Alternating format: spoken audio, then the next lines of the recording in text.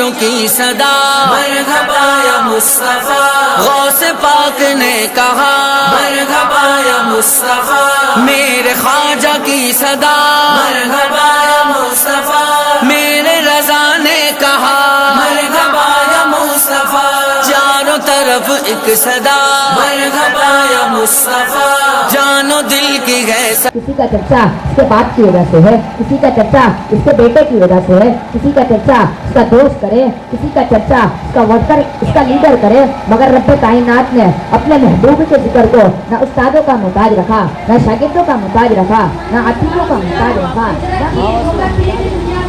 محبت اور رحمت اور سلامتی کا پیغام پہنچایا۔ حضرت سلمان کی طرح ڈھالی وہ غرض تمام خفیہ جو پہلے نبی نے پائی کی، وہ سب طاقت اور کمزور کا حاجی تھا۔ غلاموں کے ساتھ وہ سلوک کیا کہ اس دور کے انسان کے سدائیں درودوں کی آتی رہیں گی، جنہیں سن کر ارشاد ہوتا رہے گا، سدائیں درودوں کی آتی رہیں گی، جنہیں سن کر ارشاد ہوتا رہے گا۔ خدا اہل سنت کو آباد رکھے، محمد کا میلاد ہوتا رہے گا، سرکار کی آمد۔ مرحبا